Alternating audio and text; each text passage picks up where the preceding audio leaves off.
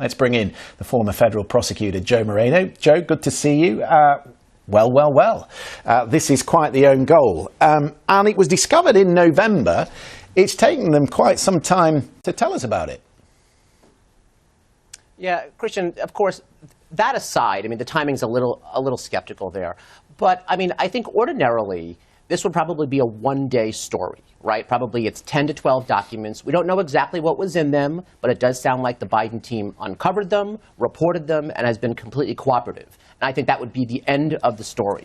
Of course, these are not ordinary times because as this story develops, we're waiting with bated breath to see if the former president, Donald Trump, will be charged with his own classified document mishandling.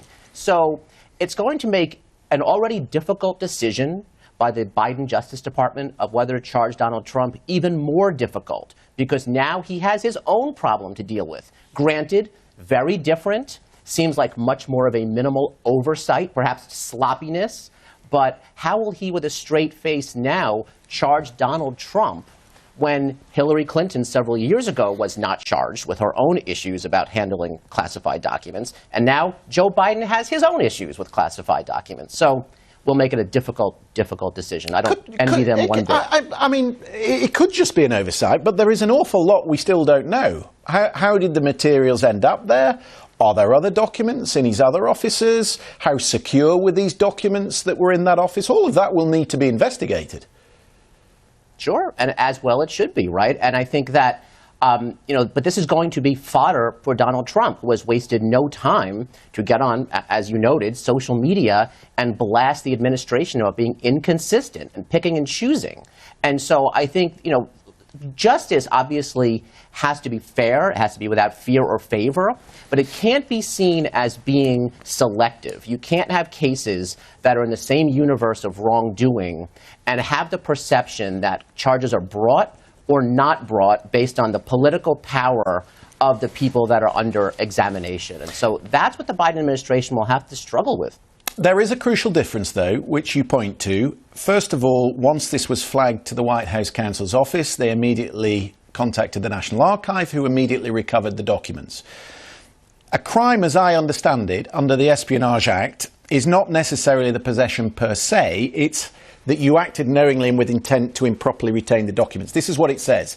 It is a crime to willfully retain and fail to deliver documents or other materials on demand to an officer of the United States who is allowed to receive them. Now, the difference between these two cases, when you put them side by side, is that Donald Trump sent out his lawyers saying that there weren't documents at Mar-a-Lago, and it was only after subpoena and a raid by the FBI that hundreds of documents were recovered. And that is the fundamental difference. It's about the crime of intent. No, I think you're right, Christian. I mean, again, we don't know the full facts about the Biden case, but from what we know, this seems like a minimal oversight, right? And compared to Donald Trump's case, and where you have several levels of potential wrongdoing there, not just the handling of the documents, but of course, as the story unfolded, it seemed like Donald Trump was really duplicitous in revealing what he had and took an FBI I just raid, wonder, Joe, and he still may have more. Yeah, I just wonder. I mean, the Donald Trump team, and I mean, I tell you what. Let's play what Jim Jordan says first of all. Jim Jordan, who of course is a Trump supporter. This is what he said about it last night. Have a listen. I think the American people the takeaway they're going to have is the double standard that always exists. It's one set of rules for President Trump. He literally raided his home 91 days before the midterm election. Different standard, it seems, with President Biden. And the point I'm trying to make is that they see it as a gift horse, this. And maybe it's not, because actually when you put the two cases together, one example is how you would expect somebody to behave, to hand the documents over immediately, to contact the right officials, to say mea culpa. The other is quite different, and maybe it backfires on the Trump team in that respect. I mean, that's possible, Christian, but I think you have to factor in the Hillary Clinton case as well. I think we now have 3 cases in the last decade of prominent, powerful individuals who seemingly, whether through sloppiness or whether through purpose, mishandled documents. 1 was the president, 2 were not presidents, which also makes a difference here. And so I think when you look at that universe, there will be plenty of people who say, this seems awfully selective. Why did one person walk? Why does Joe Biden possibly walk, and yet Donald Trump is possibly facing criminal charges? None of this excuses what any of these people did. But the Justice Department, not just looking at the facts and the elements of a crime, it absolutely makes it more complicated. And that fairness has to be a factor in making those decisions. Let's bring in Victoria, because Victoria actually is a bit of an expert on classified information within government. How so? And is there a problem that there is just way too much classified information in American government? Well, I might be dating myself a little bit here, but when an earlier job was as Donald Rumsfeld's Director of Research and Archivist, and I oversaw the digitization of his archives, and it was the first time I held a security clearance because those papers were so sensitive, you couldn't look at them, even the ones back from the 1970s, without being cleared. So I got a crash course at that point on what it means to classify. We wanted to declassify a number of things. There is a process to do that.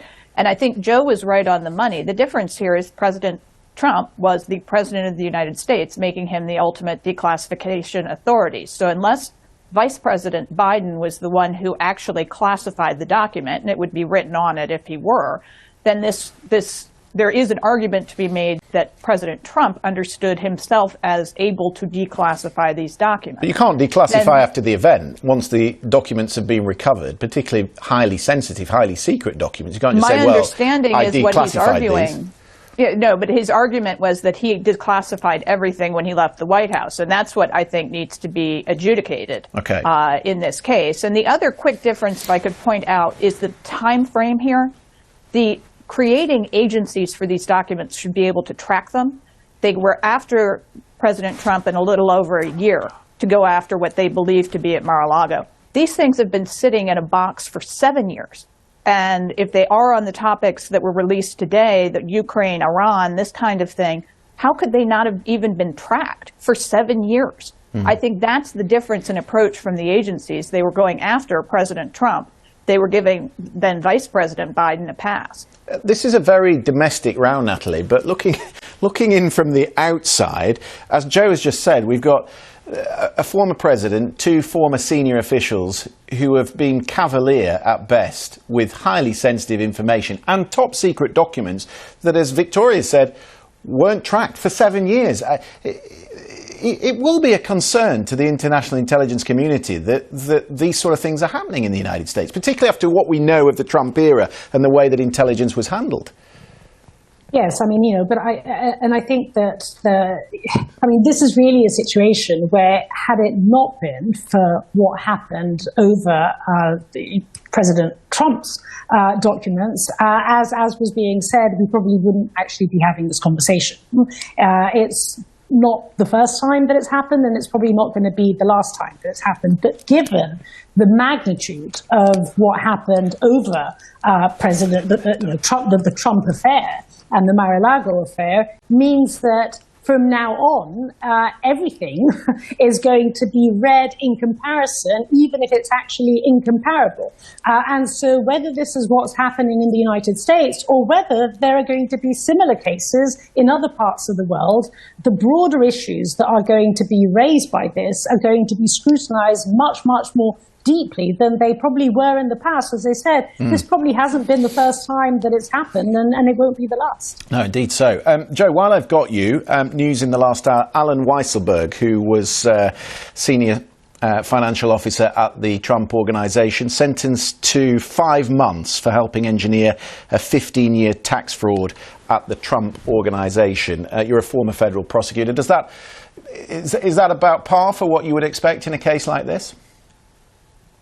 Yeah, Christian, for a 75-year-old man and a non-violent white-collar crime, I'd say that's about appropriate under the circumstances. I think what's notable, of course, is that I think the ultimate target here was Donald Trump and his family, and Alan Weisselberg did not deliver that, right? I mean, he really kept this to himself and said, it's my fault, I did this, and no one else is to blame but me. And so I think it's interesting there that Donald Trump once again walks away from something that happened under the umbrella of his influence. Yeah, you're quite right. But really no surprises. Yeah. Not the first employee to go to jail who's worked for the Trump Organization, but as you say, the boss untouched by this so far. Joe Moreno, lovely to see you. Thank you for coming on.